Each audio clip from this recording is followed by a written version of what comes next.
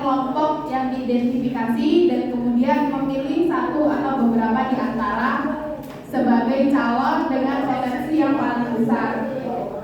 Dengan kata lain, target pasar di sini adalah di mana kita memilih calon pembeli kita dan kita berfokus pada calon pembeli itu. Kemudian calon pembeli itu dikategorikan dengan istilah segmen.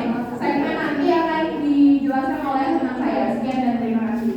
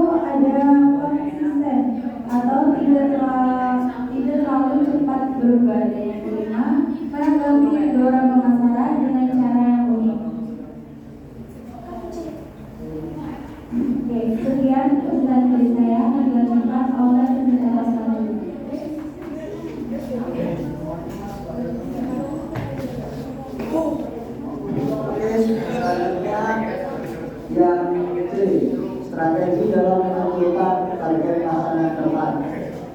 Menurut Ariana 2022, terdapat beberapa jenis dalam menentukan target pasar yang tepat. Yang pertama, differentiated marketing atau mass marketing. Yang kedua, differentiated marketing. Yang ketiga, konsentratif atau niche marketing. Yang keempat yang terakhir, micro marketing. Lalu terdapat 4 kriteria yang harus dipenuhi untuk mendapatkan sasaran yang optimal. Keempat kriteria itu adalah sebagai berikut.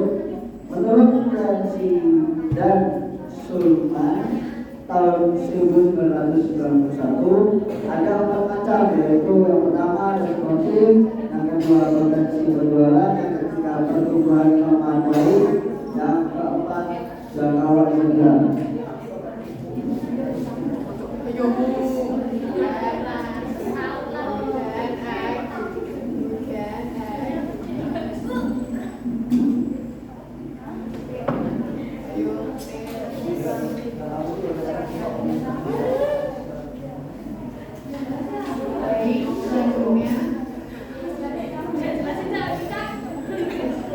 Selanjutnya yaitu yang D, pemasaran efektif. Habibie by Haki dan Nuri Aslani 2022. Kriteria yang harus dipenuhi oleh pasar agar proses segmentasi pasar menjadi efektif dan menguntungkan bagi bersama D, antara lain A, terukur, B, reachable, C, sangat luas, D, dapat diskusi, E, dapat dikenali.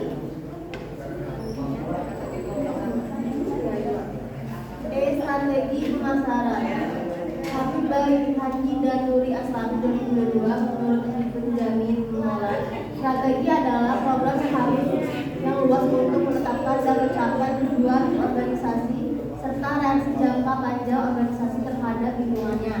Strategi pemasaran menurut Philip Kotler adalah sikap pemasaran yang akan digunakan untuk mencapai tujuan pemasaran. Taktik khusus untuk pasar sasaran, posisi baluran pemasaran, dan pengeluaran pemasaran semuanya termasuk dalam strategi pemasaran.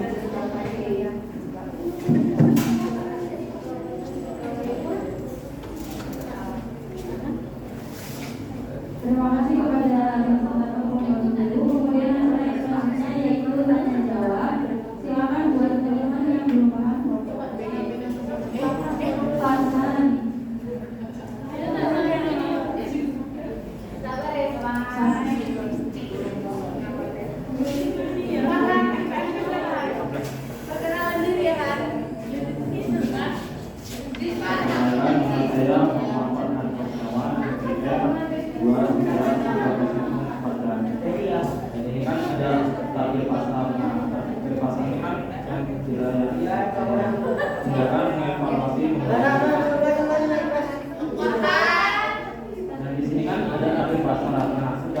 Target pasar kan sekarang aku punya brand sendiri, aku punya brand sendiri, jadi aku punya saingan sama brand sebelah. Nah, bagaimana cara menghadapi persaingan itu? Persaingan bersama itu. Ya, yang brand sebelah itu. Bagaimana cara menghadapi persaingan? Menurut kita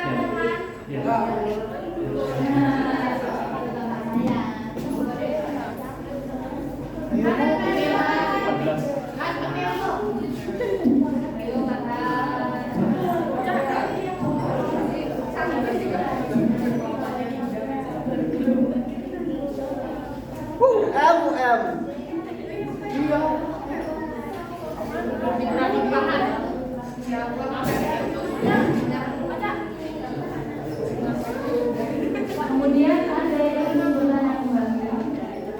Jadi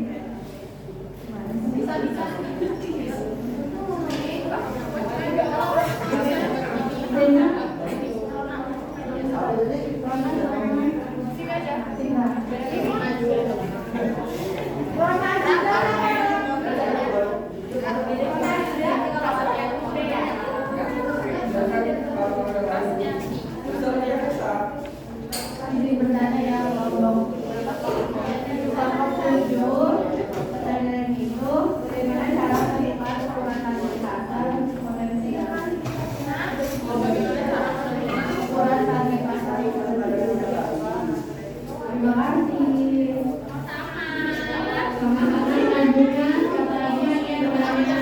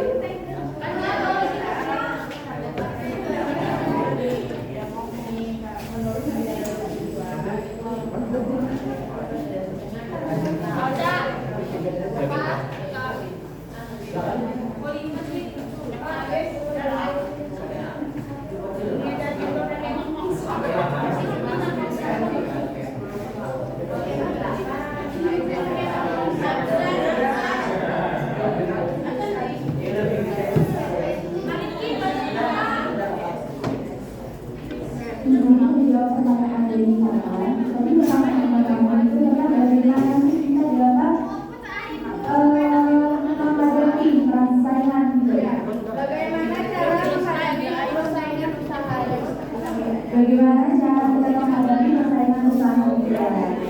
Menurut aku ada beberapa cara. Teman-teman yang lain mau musik ya. Menurut aku ada beberapa cara. Yang pertama itu kita kenali dulu pesaing kita siapa. Gitu. Terus kita harus mengenal target pasar kita. Kayak misal usaha bahkan kan buat kaos ya. Nah, kita tuh kan pernah tahu nih target pasarnya siapa. Target pasar orang itu apa namanya? Yang suka bis namanya apa? Bis bisanya.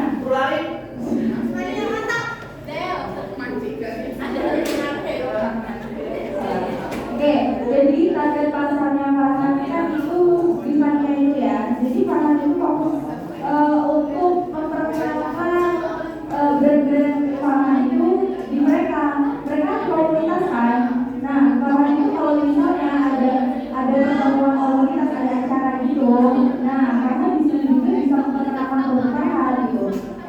Ya misalnya gimana ya, langsung secara langsung boleh kayak misalnya teman-teman aku di sini punya ini, aku buka usaha ini gitu, aku buka usaha yaitu membuat baju dengan sablon bis gitu ya. Nah gitu. Dan sablon tulangin.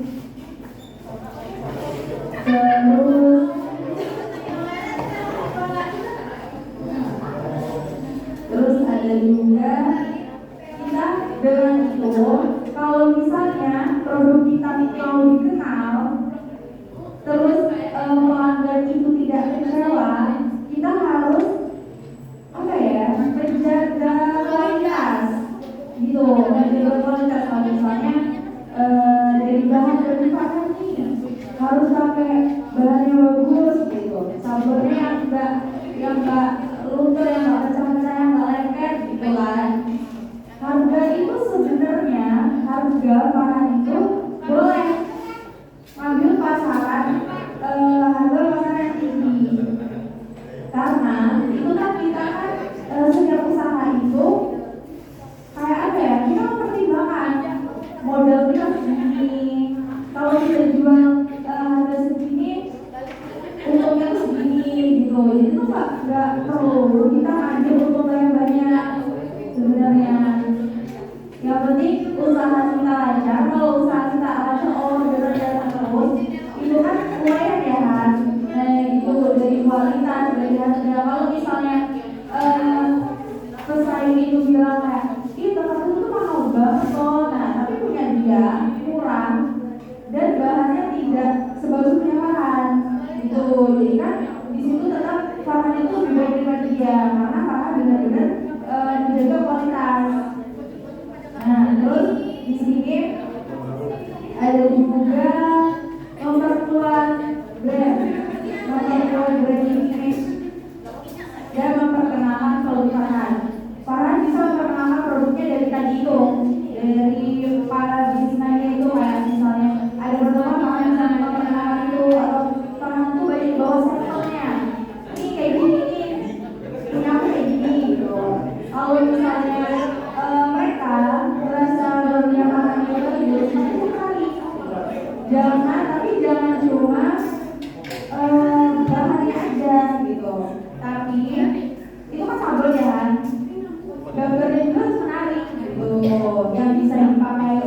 dewasa, anak-anak gitu, semua kalangan gitu, ataupun Farhan bisa membedakan antara desain untuk anak-anak kecil dan anak-anak RT untuk orang dewasa gitu. Biasanya kan kalau anak kecil kan suka yang rame gitu kan, tapi kalau misalnya teman-teman yang dewasa itu lebih suka yang simple kayak gitu ya kan. Nah, memperkuat lebih juga bisa dari sosial media Farhan. Nah, sosial teman-teman yang lain. Farhannya nggak jelas guys. Maaf ya, Farhannya nggak tidur dulu.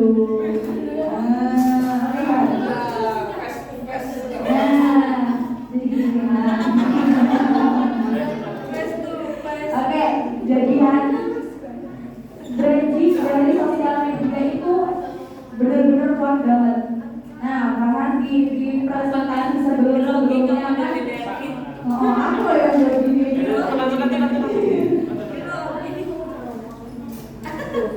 Nah, jadi bisa dari media sosial Farhan sendiri atau Farhan bisa cari media partner. Walaupun dia bukan misalnya kayak YouTuber ataupun selebgram lainnya gitu, yang nggak gitu juga, tapi yang benar-benar bisa konsisten bantu Farhan gitu. Kita nggak harus cari aku pengen endorse itu karena kalau itu banyak gitu, belum tentu dia tertarik gitu.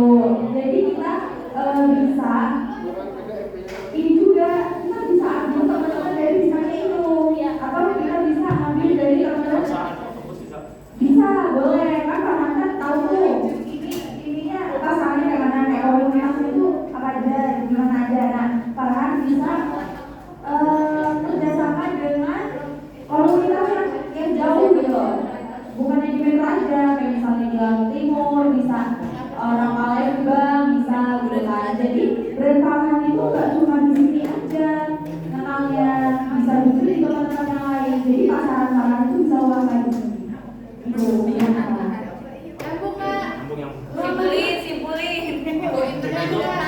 Jadi itu kalau misalnya buka brand itu harus punya partner, kayak misalkan kerjasama dengan owner perusahaan saya gitu. Tapi harus izin dulu, harus izin sama usaha dan dapat lisensinya. Nah, terus juga promosinya bisa sosial media, bisa pokoknya sosial media aku mainkan.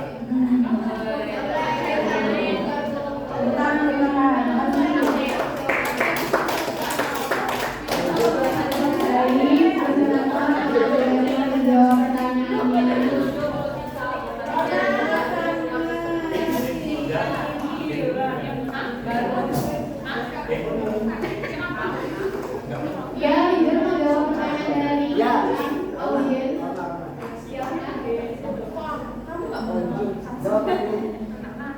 Itu tuh penuh jahat.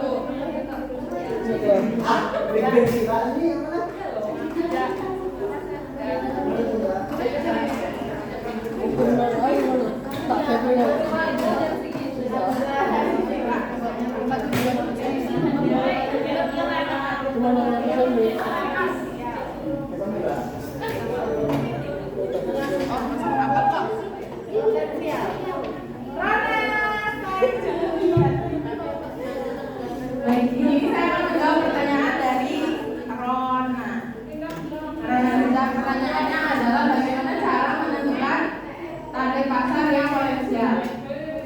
Ya, itu. Tadi pas presentasi udah dipaparin ya sama Pak. Ada di ini bagian buka makalahnya di bagian C, strategi dalam menentukan target pasar yang tepat. Nah, itu kan menurut Eliana tahun 2002 ada 4 cara. Yang pertama itu strategi lebih difokuskan kepada konsumen pada umumnya daripada yang lain. Yang pertama itu adalah undifferentiated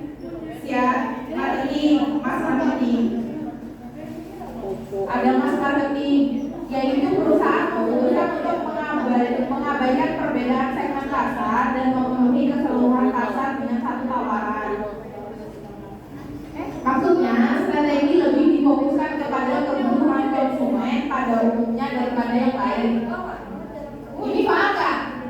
Apa tuh? Yang lain dengan Juliana. Maksudnya, kan segmen pasar itu kan kayak mengkategorikan. Teman-teman, halo. Maksud dari Mas marketing ini adalah untuk memutuskan untuk mengabaikan perbedaan segmen pasar dan memenuhi keseluruhan pasar dengan satu tawaran. Jadi segmen pasar itu kan dia kayak mengkategorikan target pasar. Misal dia menargetkan kayak target pasarnya adalah ibu-ibu rumah tangga, kemudian remaja atau bapak-bapak dengan pekerjaan yang hobinya mancing gitu. Nah itu bisa dibilang target pasar, itu bisa dibilang segmennya. Nah tapi strategi yang Mas marketing ini dia nggak ngambil itu, nggak menargetkan segmennya, tapi menargetkan seluruh dari kebutuhan semua segmen-segmen itu. Gitu. Jadi kayak kebutuhan, misal kebutuhan di dalam rumah tangga itu kan pasti dibutuhin anak, dibutuhin bapak, dibutuhin ibu. Begitu kira-kira. Kemudian differential marketing, yaitu untuk menargetkan beberapa segmen pasar dan mendesain tawaran yang terpisah pada segmen pasar. Kalau yang different marketing ini dia emang menargetkan segmen pasar. Jadi kan tadi yang pertama itu Mas marketing dia tidak memfokuskan pada segmen pasar, dia mengambil semua kebutuhannya kan, semuanya. Tapi yang different marketing ini dia menargetkan ke segmen pasar pemula gitu. Kayak misal kebutuhan ibu rumah tangga atau kebutuhan wanita gitu kan, kayak gitu. Juga kayak saya bilang tadi segmen pasar tuh kelompok target kayak ibu rumah tangga, wanita, gitu. Terus orang yang berkebutuhan apa gitu. Terus yang ketiga itu ada concern niche marketing atau niche, adalah strategi yang fokus memasarkan produknya pada satu atau beberapa kelompok pembeli saja, sehingga pemasaran produk hanya ditujukan kepada kelompok pembeli yang berpotensi. Bisa dibilang sama aja kayak yang sebelumnya. Apa? Kemudian ada micro marketing, dalam strategi ini berusaha menghasilkan produk untuk menyesuaikan spesifik individu atau lokasi tertentu. Umumnya diterapkan apabila produk yang dihasilkan memiliki keterbatasan dari sisi lokasi, waktu, atau jenis barangnya. Oh enggak? Udah ya, oh ya.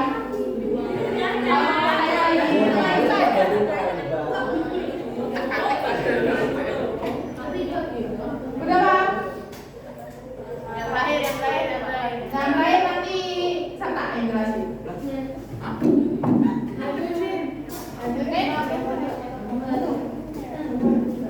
Ya, disilakan untuk ASMK menjelaskan yang terakhir, waktu dan tempat diserahkan.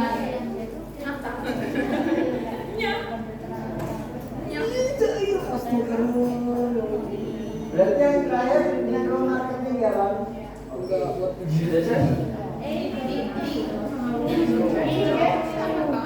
Diharapkan pakai mix ya, benar-benar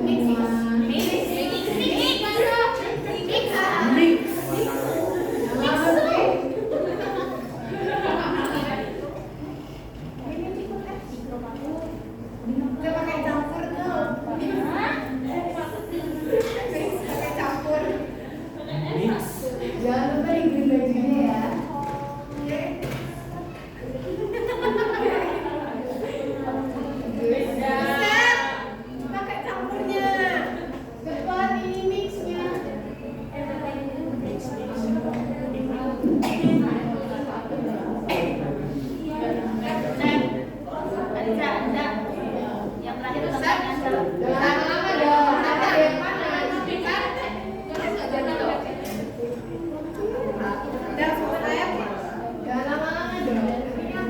Itu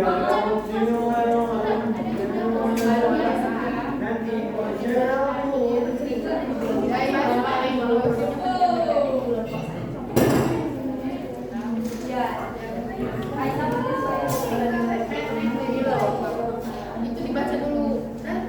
Jadi saya melanjutkan penjelasan Ida. Minggu materi dalam strategi di perusahaan menghasilkan produk untuk menyelesaikan spesifik individu atau individual marketing dan lokasi tertentu atau lokal marketing. Materi pada ini umumnya diterapkan apabila produk yang dihasilkan memiliki keterbatasan dari sisi lokasi, waktu atau jenis barangnya. Jadi tadi kita contohnya itu seperti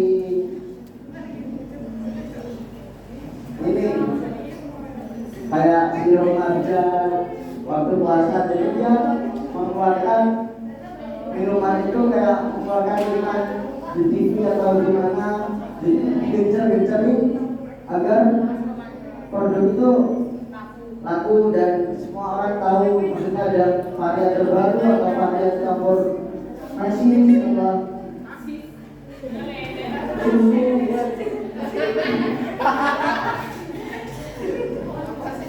jadi seperti itu mana? Hah?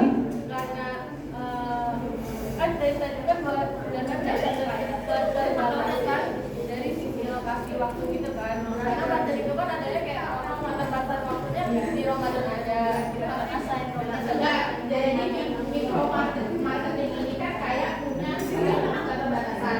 Nah, si Ramadan ini dia itu kan kebutuhan yang pokok kayak kita di rumah tangga kayak garam gitu kan. Itu kan nggak dibutuhkan setiap hari. Nah, makanya marketingnya itu ditaruh di bulan puasa yang dimana itu permintaan lagi banyak-banyaknya.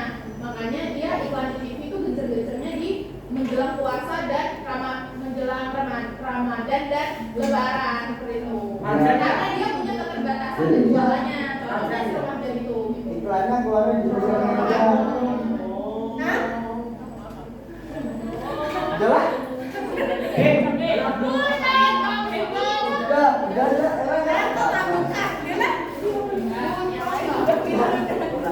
Ya, kamu mau nanya lagi? Ini pertanyaan kita udah dijawab.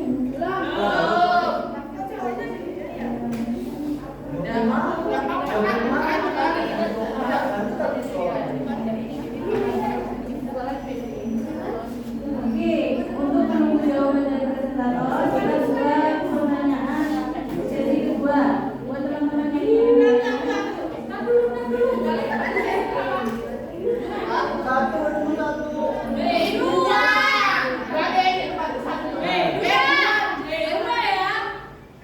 Jangan licik ya. Diaman dulu.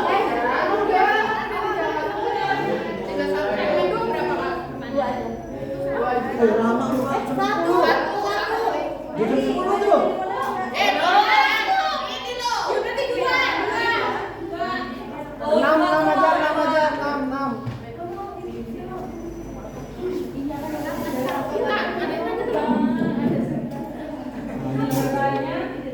Apa yang dimaksud dengan segmen pasar yang dapat diatur dan dilayani secara efisien? Hah?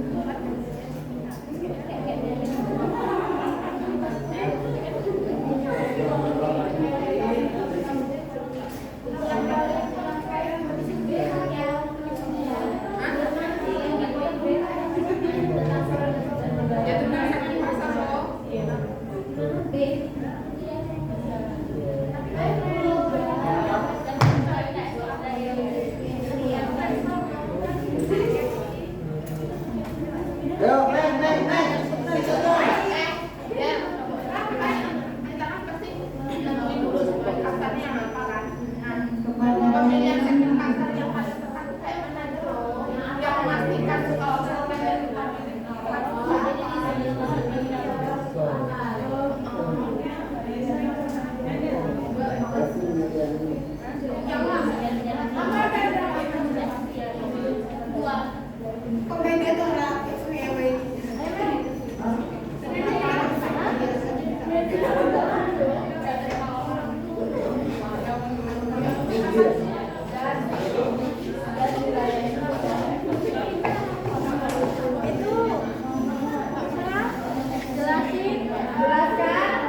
Jelaskan definisi segmen pasar menurut Habib Baihaqi dan Dori As-Kamsa.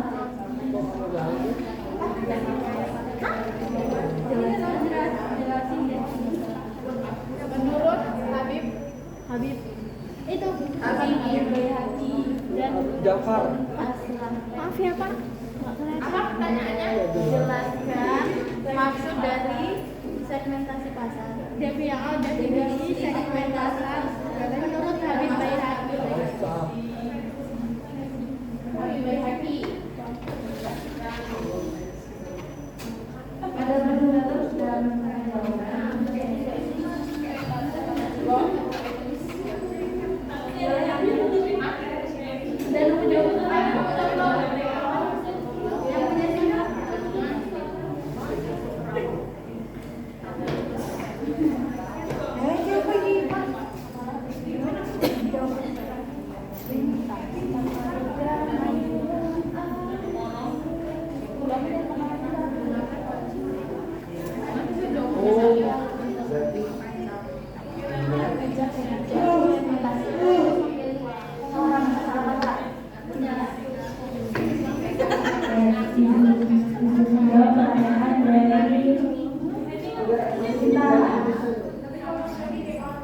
Jadi kita memilih segmentasi pasar itu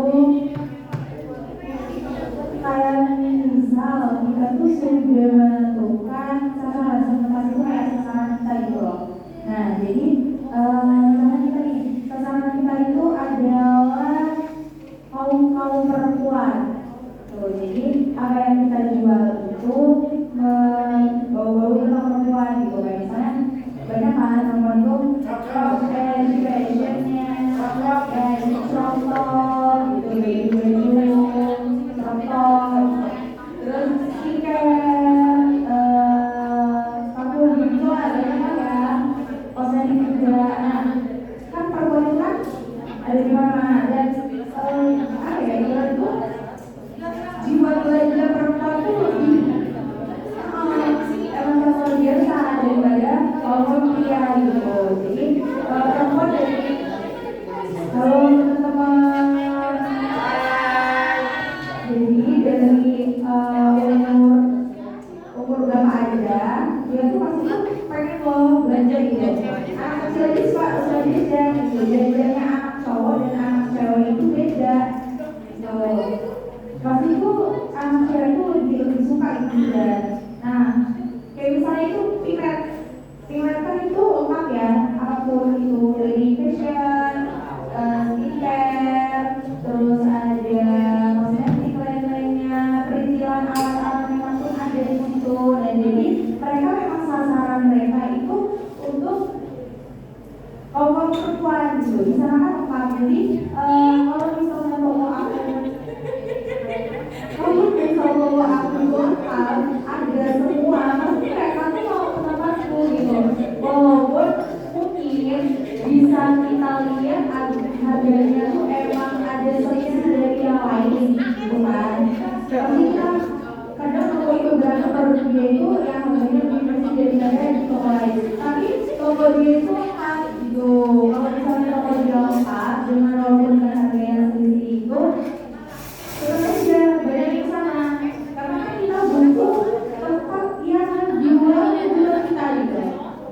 Yang aku cari di toko lain nggak ada, tapi di situ ada gitu. Tapi harganya lumayan sih, tapi daripada nggak ada, punya aku sana aja sih gitu. Jadi kita harus tahu sasaran kita tuh gimana.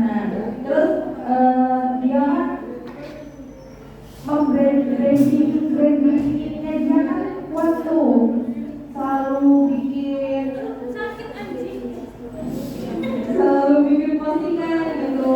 Nah sering juga dia ngadain diskon gitu kan, contoh banget tuh diskon tuh aku juga gitu, jadi sangat tepat sasaran dia. Jadi kita harus dengan kita memilih sasaran kita dengan tepat, jadi potensi yang dimiliki pun harus baik dan harus kita juga.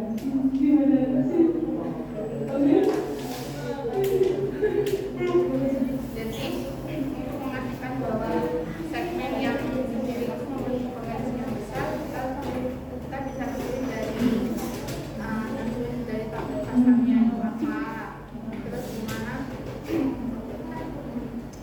brandingnya kayak mana, Dari itu produk kayak kamu tadi juga itu kita dari kualitas juga gimana kita oke berarti ya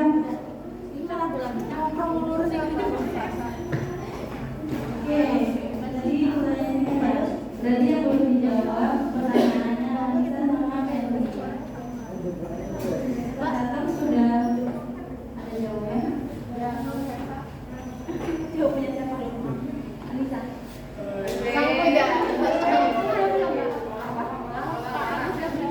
Bentar tok langsung debat ya.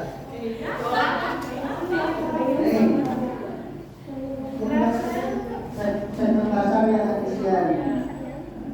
Jadi segmen pasar yang dapat dilayani secara efisien adalah kelompok konsumen yang memiliki kebutuhan dan preferensi serupa, dan juga mempunyai usaha yang sama dan serta dapat dijangkau dan dilayani secara efisien oleh perusahaan penjual. Jadi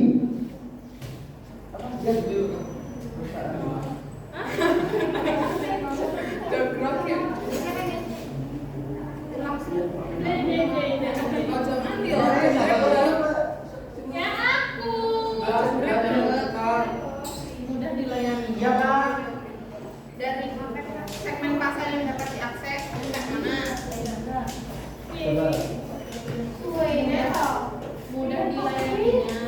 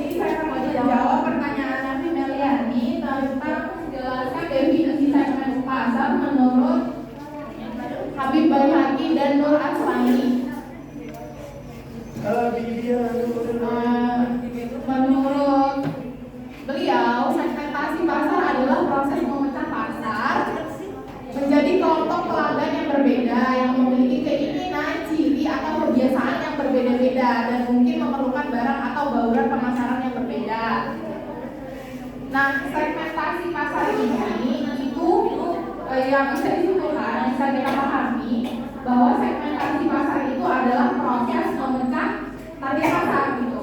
Misal contoh, target pasar itu kan ada banyak luas. Nah, di sini kita pecahnya jadi kayak kita menyediakan pakaian anak-anak bagi ibu-ibu yang membutuhkan pakaian untuk anak-anaknya. Kemudian ada juga ibu-ibu yang membutuhkan pakaian untuk anak-anaknya. Jadi kita jual pakaian anak-anak gitu. Kemudian ada orang yang suka makanan sehat, kita jual makanan organik gitu. Itu kita pecah gitu ya kan, bisa aja. Jadi kan mereka itu membutuhkan setiap orang itu kan pasti membutuhkan kebutuhan yang berbeda-beda gitu kan. Maka dari itu ketika kita mengidentifikasi setiap dari kebutuhan dari setiap kelompok itu, maka kita memenuhi kebutuhan mereka. Seperti ibu-ibu yang membutuhkan pakaian anak-anaknya, kita jual pakaian anak-anak. Habis itu misalkan orang-orang yang dia suka dengan makanan organik, itu kita siapkan dengan makanan organik seperti itu.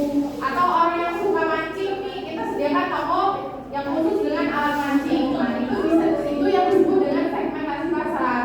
Nah, proses pencariannya kita pecah dulu, kita lihat misal ibu-ibu kebutuhannya apa nih yang diperlukan, kemudian di bapak-bapak apa yang diperlukan, kemudian di remaja apa yang diperlukan. Setelah kita mengetahui yang di sini yang diperlukan ini, misal skincare gitu yang di remaja, kita menyediakan skincare-nya gitu. Kita tinggal pilih mau yang mana nih, peluangnya kira-kira yang lebih besar yang mana? Apakah peluang dari si ibu-ibu itu, kemudian ataukah yang remaja, ataukah yang bapak-bapak yang kiranya bisa meningkat menguntungkan kita lebih gitu. Oh enggak dari yang paham kan? Jadi kurang lebih seperti itu. Nah, kemudian nyambung pertanyaannya sih Sinta tadi, Nisa.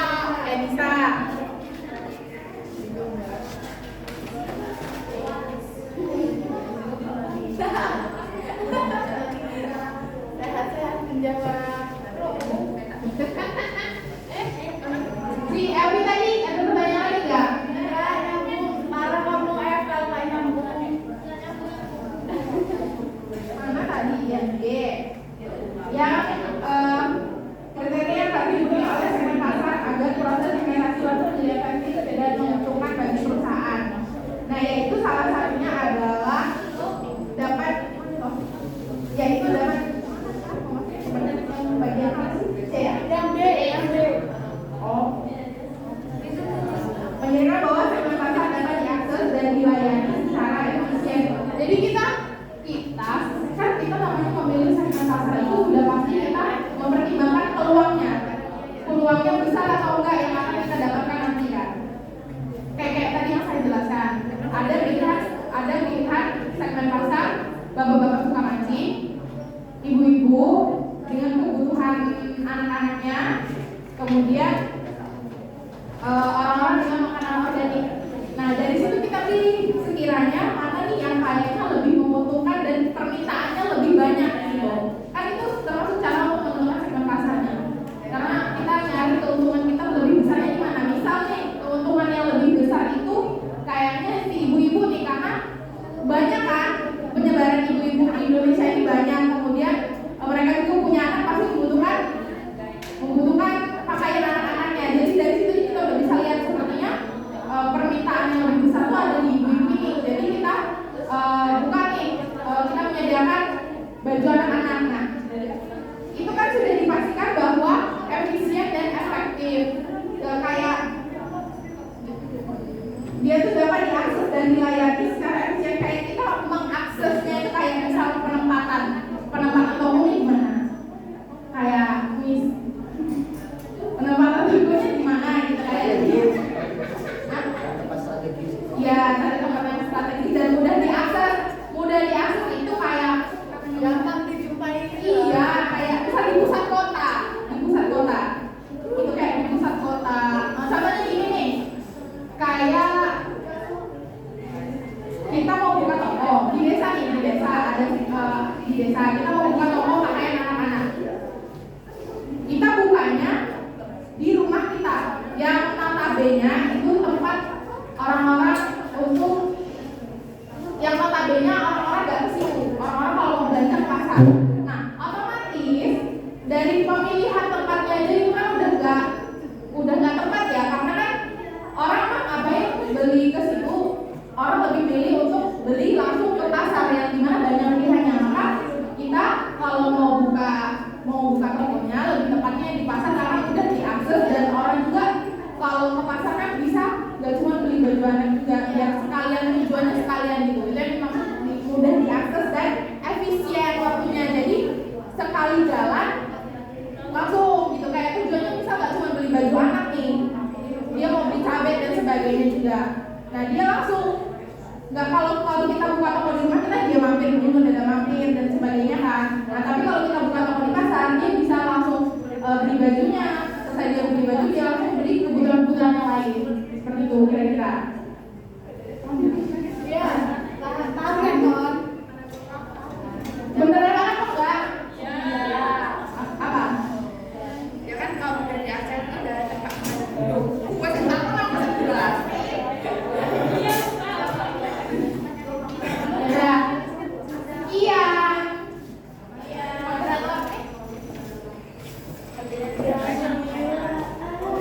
Alhamdulillah